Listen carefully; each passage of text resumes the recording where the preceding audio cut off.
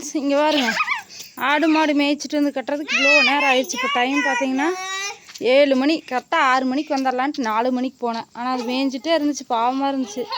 அதனால் 7 மணி ஆயிடுச்சு. இப்போ தான் வீட்டுக்கு வந்து கட்டி வச்சுருக்கேன். இன்னும் தண்ணி கூட வைக்கல. பாருங்க, தண்ணிக்கு ரெடியாக பார்த்துட்டு இருக்குது. ரெண்டாத்தையும் பாருங்க. விழுந்துரு போகுது,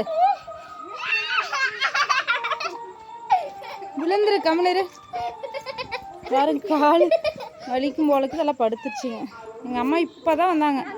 வந்தோடனே சந்தைக்கு போயிட்டு வரேன்ட்டு ஓடிட்டாங்க இருட்டுக்குள்ளேயே. வேண்டான்னு சொன்னால் கேட்கல. காய்கறி எதுவும் இல்லையா, அதனால் ஸ்கூலுக்கு இன்னைக்கு கொடுத்து விடணும் வியாழக்கிழமை. ஸோ சந்தைக்கு போயிருக்கிறாங்க.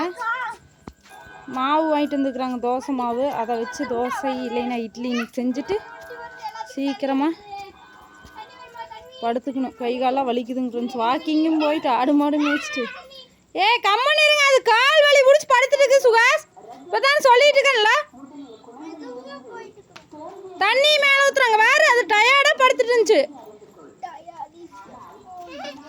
இப்படியே தான் நம்ம டென்ஷன் பண்ணி பார்க்குறது. சரி, தண்ணி வச்சுட்டு அப்புறம் பார்க்குறேங்க ஃப்ரெண்ட்ஸ். இட்லியா தோசையான்னு அப்புறம் பார்க்கலாம் ஃப்ரெண்ட்ஸ். நேற்று நைட்டு வந்து வீடியோ எடுக்க மறந்துட்டேன். அம்மா வந்து பலாப்பழமும் கொட்டையும் வாங்கிட்டு வந்தாங்க. அது வந்து வேக வச்சப்போ காலையில் அடுத்த நாள் ஆகுது.